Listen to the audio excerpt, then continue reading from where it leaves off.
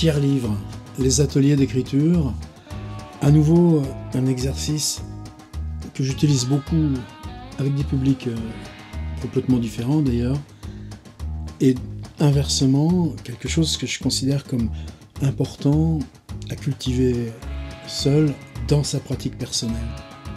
Et à nouveau aussi, quelque chose qui est une sorte de permanence de l'écriture, des accumulations de mots, des bassins de mots utilisés seuls, mais un auteur, Christophe Tarkos, pour qui ce principe, à un certain moment donné de sa vie, a été le principe de nécessité de l'écriture. Et donc, quand nous on s'y confronte, à la fois c'est pour développer quelque chose qui intervient comme harmonique, comme présence, quel que soit le registre ou la forme d'écriture dans laquelle on est impliqué, mais qui pour une personne n'a pas été du tout un exercice, mais quelque chose de totalement vital, et en tout cas, d'abord, forme poétique, forme esthétique en tant que telle. On y va. Alors d'abord, sur cette question de l'accumulation des bassins de mots. Un peu plus haut dans ce cycle, on a travaillé avec Sei Shonagon, et j'ai essayé d'installer l'idée que ce principe de travail de carnet de Sei Shonagon, ce soit quelque chose qu'on puisse installer et maintenir sur la durée dans nos pratiques d'écriture, pratiques de carnet. Dans Shonagon, il y a des registres entiers, ponts, îles, qui sont presque uniquement des bassins de vocabulaire. Ces questions d'accumulation de mots, par exemple, prenez le Gargantua de Rabelais. À un moment donné, il y a la liste de 142 jeux utilisés au Moyen-Âge. Happy accourt machin.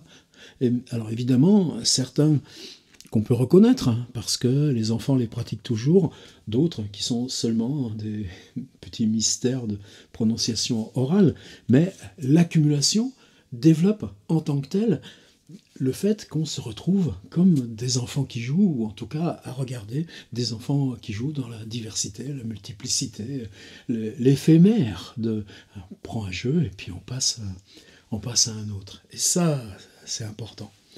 Alors, ces accumulations, évidemment, on va les retrouver tout au long de l'histoire de la littérature, dans Essais sur les merveilles de nature d'Étienne Binet, 1732, dont j'ai parlé souvent. Bon, à un moment donné, c'est quels sont les mots qu'utilisent les gens qui donnent aux épées leur tranchant et leur dureté, ou les mots qu'utilisent les gens qui travaillent le cuir, ou les gemmes de la pierre, ou le verre.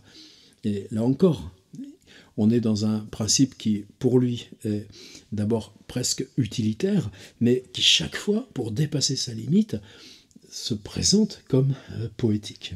Alors, Christophe Tarkos, dans les autres cycles, par exemple le cycle que j'avais intitulé « Pousser la langue », j'avais pris, c'est dans l'enregistré, qui chez POL est accompagné d'un DVD, je crois même d'un autre, d'une performance seulement audio. Il y a un texte qui s'appelle Parpaing. Donc, et c'était son mode à lui, et quelquefois même dans des improvisations, c'est le public qui lui donne un mot. Et Tarkos, avec ce principe de ralentir l'énonciation, part sur tout ce qu'on peut développer à partir de ce mot. Dans ses écrits d'œuvres complètes, écrits poétiques rassemblés chez POL, il y a un truc sur le mot drogue. Il y en a, oh là, il commence à s'écrouler. Texte canonique aussi, dont je me sers aussi régulièrement en atelier, sur l'argent. L'argent. Et comment ça passe, comment ça commence, l'argent. Eh bien, si je pense argent, je pense à ticket de métro que je glisse pour franchir le portillon. Et puis ensuite, je ne peux plus le réutiliser. J'ai payé pour ce... Et voilà, ça, c'est la démarche de Tarkos. Maintenant, le livre sur lequel on va s'appuyer s'appelle Anachronisme. Alors on est dans un moment particulier où POL, qui ne lâche pas Tarkos bien évidemment, mais ça fait plusieurs années maintenant que ce livre que je considère moi totalement essentiel, quasiment un classique, est indisponible. Bon, j'espère qu'un jour ils comprendront, donc il faut se guetter les exemplaires qui circulent d'occasion. Mon exemplaire original, il tient avec du scotch rafistolé dans tous les sens, donc je m'en suis procuré un autre. Bon, par respect, j'ai pas osé mettre de version numérique en ligne, mais de toute façon, je pense que l'extrait que vous trouverez directement là sur le site en accompagnement suffit pour ce que j'ai à vous proposer. Alors l'enjeu de ce travail, je reviens sur cette question de l'ambivalence, c'est-à-dire d'une part, on va travailler une forme directement poétique, c'est-à-dire de la langue et un texte performatif en tant que tel, même si la contrainte formelle est tellement rigoureuse. De l'autre côté, c'est un fonctionnement précis, particulier de l'écriture, qui est permanent dans le temps même qu'on écrit, et que là, tout d'un coup, on s'en saisit et on l'examine en tant que tel. C'est quoi ce fonctionnement? On écrit, c'est linéaire, on avance. Est-ce que c'est totalement linéaire? Je ne sais pas. Peut-être que ce à quoi on a affaire, c'est une image, une perception, une sensation, il y a du multiple, il y a du simultané. N'empêche que toute cette simultanéité, même si la page en elle-même, ça c'est le principe de l'écriture de Gertrude Stein par exemple, la page peut être considérée comme simultanéité d'inscription et de perception ou de récurrence.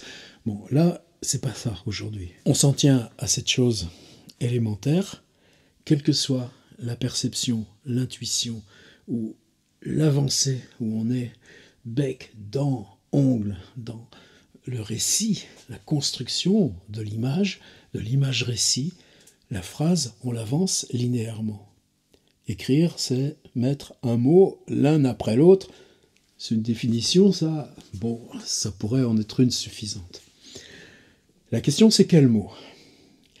Et souvent, vous savez que si on utilise en particulier un adjectif ou une expression toute faite, tout s'effondre.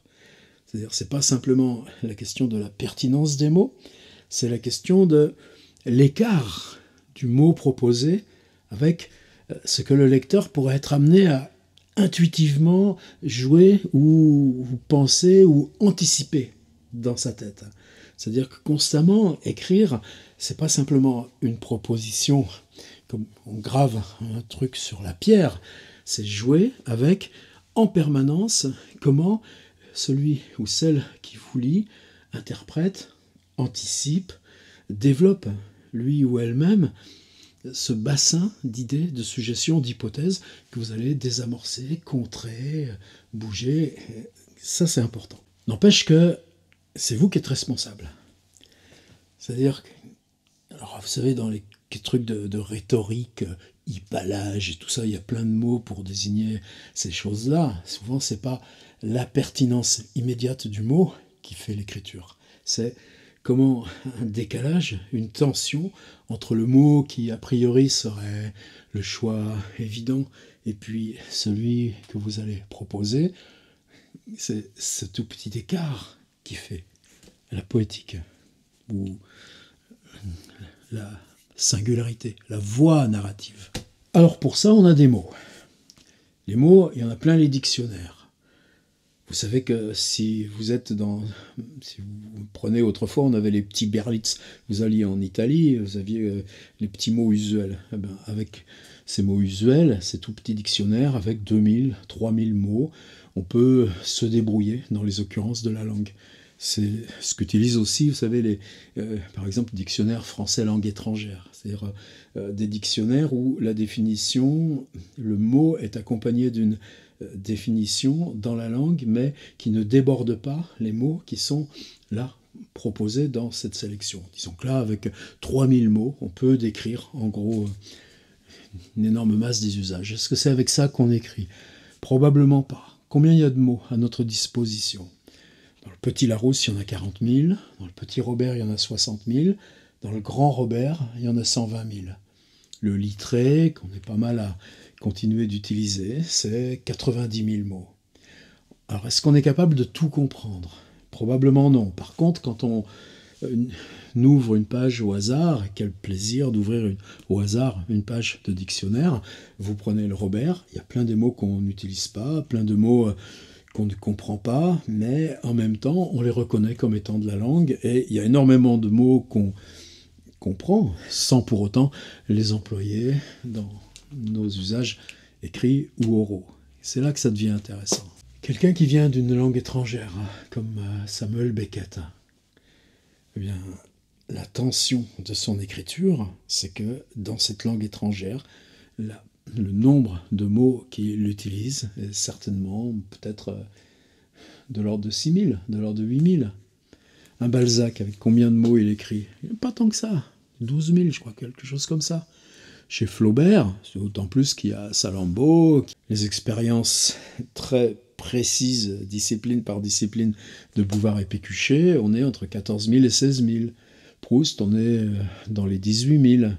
Ça veut dire qu'entre les 12 000 de Balzac et les 18 000 de Proust, on a en gros le bassin de vocabulaire que chacun de nous utilise dans son travail au quotidien. Et c'est pour ça que je parle de travail permanent. C'est-à-dire, est-ce qu'on s'interroge sur le choix du mot? Non, on avance, on tombe, on bascule. C'est une sorte de... on se rattrape à quelque chose, beaucoup plus. Il y a une forme d'inconscient. Comment on va aller chercher les mots? Par sonorité, par association, peu importe. Tous les fonctionnements sont là en même temps. Mais même si on cale, même si on attend le mot à venir, en tout cas, c'est un processus qui, mentalement, va en permanence convoquer la totalité de ces bassins.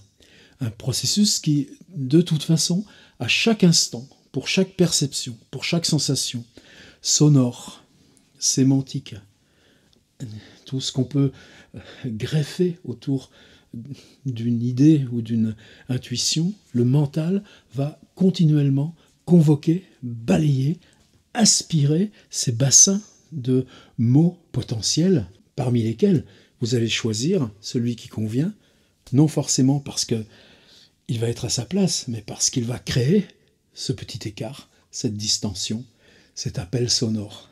Et ça, ce fonctionnement, c'est important. Ce sur quoi je veux insister, c'est que ce fonctionnement mental silencieux est permanent dès lors qu'on est en train d'écrire. Et que ce fonctionnement est d'abord, sa première caractéristique, c'est qu'il est invisible. Eh bien, c'est ce fonctionnement invisible dont on va se saisir, qu'on va mettre sur la table de travail, et que, pour une fois, on va explorer tel quel. Ça veut dire être conscient que dans l'invisibilité de ce qui se passe, c'est-à-dire dans la part invisible de ce qui se passe dans ce geste très simple d'écrire, il y a ce fonctionnement permanent d'aller interroger des bassins de langage, qui ne sont pas seulement ceux des dictionnaires, qui sont aussi ceux des expériences biographiques associées à ce point particulier qu'on est en train d'écrire. Les noms propres, les histoires lues, les citations ou les usages chez les auteurs. Vous voyez, c'est un ensemble multiple de nuages, de bassins, mais liés à ce que vous êtes en train d'avancer, mais qui ne participent pas de la réflexion consciente. La réflexion consciente, elle sera juste dans choisir parmi ce qui émerge de cette convocation mentale des bassins multiples de vocabulaire. Et c'est là où on arrive à Tarkos. Alors Christophe Tarkos, ceux qui sont habitués de mon site, par exemple, récemment, je suis allé voir sa tombe. Il y a un arbre au pied de la tombe. Et cet arbre, pour moi, c'est là où je vais pour lui parler, à Christophe. Tarkos était plus jeune que moi, d'un bout. Il est mort en 2004. Il avait 38 ou 42 ans, enfin, dans ces eaux-là. Dans ces dernières années, il souffrait d'une tumeur au cerveau, des périodes qui le maintenaient totalement à l'écart à cause d'hospitalisations successives. Bon, c'était pas facile pour nous parce que Tarkos, c'est pas quelqu'un qui a écrit depuis sa maladie. C'est quelqu'un qui était poète, toujours fait ce boulot-là de performance. Et puis à un moment donné, il y a cette saloperie qui l'a rejoint, il s'est bagarré jusqu'au bout. C'est-à-dire que de toute façon, c'est un grand écrivain, un grand auteur, un grand poète, bien indépendamment d'Anachronisme. Qu'est-ce que c'est Anachronisme? C'est le dernier livre qu'il a publié, en 2001, 3 ans avant sa disparition. Ça veut dire que quand il publie Anachronisme, il sait déjà que c'est un geste testamentaire. Peut-être qu'il y a d'autres écrits sur la fin, mais ce n'est pas la question. La question, c'est que qu'est-ce que tu écris quand tu sais que c'est ton dernier livre? Et paradoxalement, dans ce geste qui contient du désespoir, je ne sais pas, c'est pas le genre de la maison, mais où tu te dis, si on met tout dans un bouquin, il y aura quoi dedans? Eh bien, il n'y a que des accumulations qui sont quasi des mots, et rien que des mots. Et quelquefois, des accumulations qui sont... prenez par exemple fromage. Raclette, vache, Saint-Marcelin, vache, époisse, vache, camembert, vache, sel, chèvre, rigotte, vache, bougon, chèvre, boulette, vache, boule, vache, gaperon, vache, laguiole, vache, rocamadour, chèvre, roquefort, brebis, langre, vache, etc. Et ça continue. Vous allez mourir, vous êtes poète, et tout ce que vous avez en tête, il vous reste de ces noms de fromage. Le langage nous encombre, nous parasite. On voudrait se concentrer sur l'essentiel. Qu'est-ce qu'il y a? Les noms de fromage. C'est ça aussi, Anachronisme. C'est-à-dire à savoir que dans ces bassins et ces mémorisations, il y a beaucoup plus que ce qu'on s'imagine dans notre geste ou notre tension, notre volonté littéraire. Alors évidemment, il n'y a pas que ça. Il y a des choses techniques.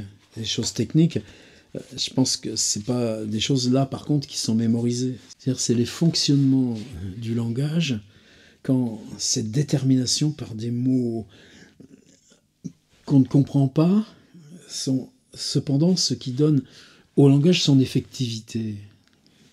Le traitement par le zuclopentixol améliore rapidement les comportements agressifs et l'agitation dans les démences du sujet âgé. Une étude a comparé l'activité du zuclopentixol à celle de l'association allopéridol-lévopromazine administrée en double insu chez 48 sujets âgés d'âge moyen de 86 ans. Les sujets étaient tous agressifs et agités. La posologie quotidienne initiale a été de 4 mg de zuclopentixol et de 1 mg 5 d'allopéridol-lévopromazine.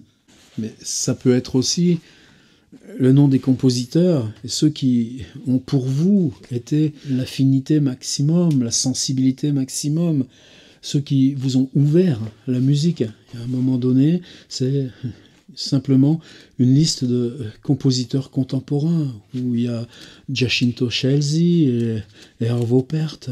On peut même écrire uniquement sur son propre rapport au nom. Les noms sont hantants, me hantent, ils sont utilisés, ils n'entrent dans aucune généralité, ils ne servent pas une cause, ils ne veulent pas se plier à une règle simple, générale, commune, ils ne veulent pas se décomposer et s'allonger et s'assouplir et se modifier et tourner et faire en sorte qu'ils servent.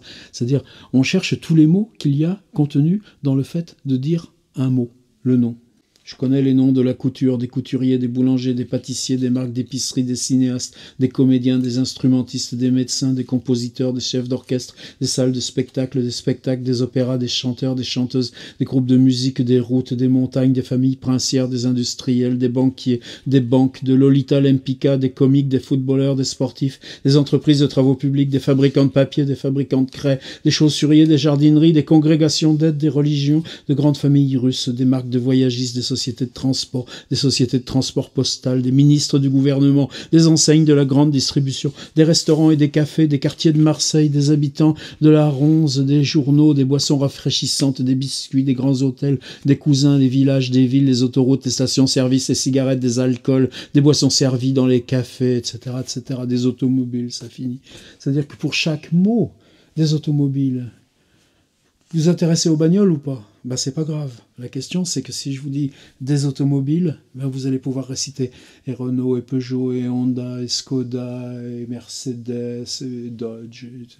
Et puis que chaque emboîtement contient encore de la langue. Mais quand vous écrivez, eh bien, justement, à la vitesse du cerveau, tout ce bassin, tout d'un coup, est là, juste à portée, et le choix du mot va être à partir de ça. Vous commencez à me voir venir. Alors, dans ce livre de Tarkos, dans les extraits, par exemple, quelquefois, ça peut être totalement autobiographique. Enfin, c'est jamais totalement autobiographique. Mais quelquefois, la situation particulière de Christophe va traverser le livre. Vous prenez par exemple sur les matières. Le monde est fait d'étain, d'iode, d'or, de plomb, de fer, de plutonium, d'oxygène, de néon, d'uranium, de mercure, de dysprosium, de tantale, de cuivre, d'antimoine, de tinc. Je continue pas. Il y en a une très très grosse page. Mais ça aussi, vous voyez, c'est là où il y a cette question d'exercice à faire. C'est-à-dire se prendre. L'affinité, c'est quoi? C'est le métal, c'est la matière, c'est la question du métal rare, la question du danger du métal, des terres rares. Il y en a dans le moindre téléphone. Eh bien, on se fait l'exercice pour soi. Qu'est-ce que je contiens comme nom de terre rare? Et puis juste après, vous avez ça. Le bloc de la maladie. Le bloc sur lequel se penche la médecine. La maladie que la médecine soigne. Les soins que donne la médecine sur la maladie, sur le bloc sur lequel se penche la médecine. Le bloc changeant qui est malade, le bloc de la maladie que la médecine peut soigner ou ne pas soigner, le bloc que la médecine traite en y jetant ses soins qui soignent dans le bloc malade au hasard, qui soignent les maladies au hasard, qui soignent ou ne soignent pas les maladies en y jetant tous ces soins envoyés dans le bloc de maladies, soignent par hasard des maladies, ne soignent pas, etc., etc. Alors, Tarkos, quand il lisait, lui, il lisait pas du tout comme ça. Il y a cette espèce de lenteur, toujours, où l'incantation descendait dans l'intérieur des mots. Le rock a des racines, a des mélopées, a des repères, a des traditions, a des façons de chanter et de jouer de la guitare électrique, un stock d'enregistrements de musique, a des racines de ces mélopées qui se perdent dans les racines compliquées du blues des campagnes, dans les théâtres des villes. Le rock n'a pas de milliers d'enfants qui jouent en bas âge dans les écoles du rock, mais le rock est chanté partout dans le village, est chanté partout dans la ville, est chanté partout dans les rues, les cafés, les autoroutes, est chanté tous en chœur, en concert, en groupe, à l'école. Se tient la guitare électrique, le rock est dans toutes les salles de théâtre, toutes les salles. Là, on aurait, je pense que ce que Tarkos a élargi du champ possible du comment lire. Et je crois qu'aujourd'hui, il n'y a pas un type qui soit lecteur de littérature qui n'ait pas la voix ou cette possibilité Tarkos dans le vocabulaire même de l'énonciation vocale. Je vais venir pour aller vite au bout, ces accumulations. C'est-à-dire ce que je vous proposerais, moi. Alors, pareil, on est en atelier. Ce que je propose, c'est d'abord que chacun prenne 5 minutes, 10 minutes max, pour faire 3 ou 4 idées de liste. Et le mieux que j'ai eu, le plus jouissif que j'ai eu avec cet atelier, savez-vous, c'est je l'ai fait 3 fois, sur nombre de fois plus large que ça, où Olivier Manoni m'a fait intervenir à l'école de traduction littéraire, où on a des personnes déjà impliquées dans un travail de traduction et qui pendant 1 an se retrouvent pour ces séminaires sur la traduction. Et pour un traducteur, pour moi je pense que c'est encore un autre enjeu, c'est-à-dire le mot il est donné par le texte original de la langue source. Dans la langue cible, vous convoquez non seulement évidemment ce qui traduit épistémologiquement le mot, mais ce qui traduit le contexte dans lequel l'auteur, lui, a décalé ce mot. Des suites de sons, des questions de rythme, etc., etc. Là, c'est tout l'enjeu de la traduction. Mais vous, donc, il faut que vous soyez apte à balayer, en fonction de la langue source, la totalité de ces différents nuages, là encore. Alors, en atelier, prendre un tout petit temps, choisissez plusieurs accumulations qui, pour vous, subjectivement, là, tout de suite, auraient de l'intérêt. Après, vous en choisissez une, et puis vous la développez. Mais vous la développez à l'extrême. Pendant un temps, je disais, ah tiens, fais-moi 3... partez chacun sur 3 accumulations. C'est intéressant, parce que la première, elle va être facile. Là, je prends liste des bruits dans la rue. Et puis on y va. Il y a un texte de Tarkos magnifique là-dessus dans mes petits extraits. Et puis la deuxième, ce sera très technique. Tiens, les trucs pour écrire. Et puis la troisième, vous allez être piégé. C'est un endroit où ça vous attrape parce que instinctivement, vous saviez qu'il fallait pas y aller, mais la langue, elle sait bien où elle doit vous emmener. Maintenant, je suis plus dans l'idée de dire, quel que soit le point de départ, quelle que soit l'accumulation que vous ayez choisie, la question, ça va être de la fatiguer, de la pousser à bout, d'être sûr que sur cette chose simple, on aura été suffisamment loin pour déborder par l'excès, ou déborder par qu'est-ce qui se cache de secret dans le fait que vous ayez choisi ce truc-là. Et donc ça, c'est dans l'utilisation atelier. Dans l'utilisation personnelle, je pense que dans le travail de carnet, vous êtes là-dessus, constituer ces bassins de mots. On peut les écrire, on peut le faire, et on peut très bien l'utiliser sur la durée, ce réflexe, jusqu'à être conscient de comment ce travail mental s'exerce dès lors que vous abordez un texte à écrire. Et c'est pour ça que je veux garder ces deux aspects-là dans, en tout cas, cette vidéo. On va finir sur un passage où Tarkos donne une espèce de salve, de feu d'artifice. Premier, c'est une accumulation tellement technique. C'est-à-dire, pour me vider de la langue, je prends un truc où j'y connais rien.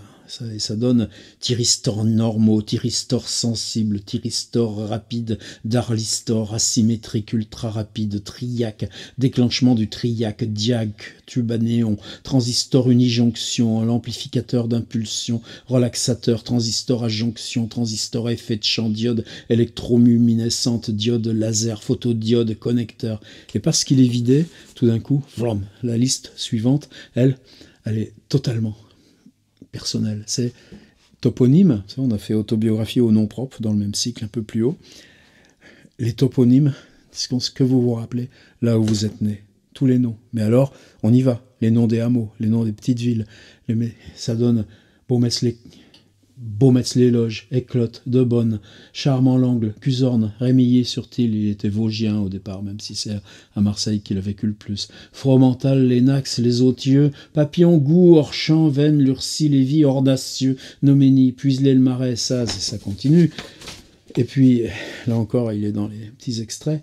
Et puis juste après, je vais finir là-dessus. Autrefois, c'était peut-être un peu moins simple que maintenant, tout est normalisé. Ma carte de mutuelle. Vous avez votre carte de mutuelle à la poste pour avoir le petit reçu de renvoyer mail. Code barre, vous mettez le truc contre et ça lit votre code pro pour faire l'inventaire. D'ailleurs, qui ça regarde que j'ai gardé une carte des bus de Montréal alors que ça me sert strictement à rien. Mais là, j'ai quoi? Permis de conduire, carte vitale, carte grand voyageur. Et si je continue, là, il y a quoi? Des petits tickets de métro, même si pour l'instant, il n'est pas question d'aller prendre le métro. Ma carte, là, c'est quoi celle-là? Ah ouais, pour ouvrir le bâtiment à Évry, l'incubateur où j'ai cette résidence et où j'irai pas cette semaine. La carte des autobus de Tours. Mon attestation pour aller à la boulangerie le matin. Voilà ce que ça donne chez Tarkos. Là, je le lis en entier. La carte d'identité, la carte grise, la vignette, le papier vert, l'assurance de l'auto, l'assurance de la maison, la carte de sécurité sociale, les talents de chéquier, les factures d'électricité, le bail, les quittances de loyer, le reçu du dépôt de garantie, les contrats de prêt bancaire, le certificat de ramonage, la facture de l'appareil photo, le livret de famille, le livret militaire, ses pièces justificatives, les diplômes, le contrat de mariage, le livret de caisse d'épargne, les fiches de paye, les analyses médicales et des laboratoires, la radiographie, la carte de groupe sanguin, la carte d'électricité, les bons de garantie, les certificats de scolarité, les déclarations de revenus, les preuves du paiement de l'impôt, la fiche individuelle d'état civil, la fiche d'état civil avec mention non décédé, le certificat de non-gage, le permis de chasse, l'extrait de casier judiciaire, le certificat de vie maritale, le carnet de santé, le passeport, la carte de fidélité des magasins, la carte de téléphone, la carte de la photocopieuse, les clés de la voiture, le double des clés de la voiture, le certificat d'activité de l'employeur, le contrat de travail, les factures de réparation de la voiture, la vignette vignette de contrôle de la voiture, le papier justificatif de la vignette de contrôle, les papiers de la mutuelle, le chéquier, la fiche familiale d'état civil. Vous voyez comme il repasse même dans des choses déjà dites pour repartir, plutôt que d'arrêter d'écrire. Les relevés d'allocation familiale, les relevés de remboursement de la sécurité sociale, les factures de téléphone, les ordonnances, les relevés d'identité bancaire, le permis de conduire, le certificat de nationalité, l'extrait d'acte de naissance. Je vais inviter 2 amis, je vais déclarer à la police la venue de mes 2 amis. Je demande les papiers nécessaires à la déclaration de l'arrivée prochaine de mes 2 amis étrangers. La secrétaire me répond que c'est devenu très facile, que cela s'est arrangé, que ce n'est plus comme avant, comme le mois dernier. Il y a eu une simplification des papiers. Et vous voyez comment la simple accumulation de tout ce qu'on traîne de papiers administratifs, même si aujourd'hui l'ordinateur en traite une bonne partie, mais c'est loin d'être tout. Les relevés bancaires, les machins, les trucs machins. Et puis, ça sert à quoi? Combien de fois on l'a fait, nous, autrefois, enfin ceux de ma génération?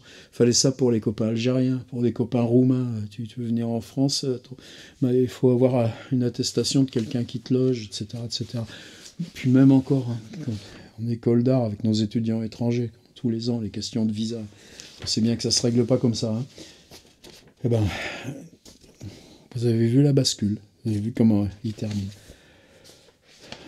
Alors, dans les extraits, vous verrez que je vous en ai mis suffisamment pour que vous choisissiez, dans ces conditions d'atelier, prenez 3 thèmes.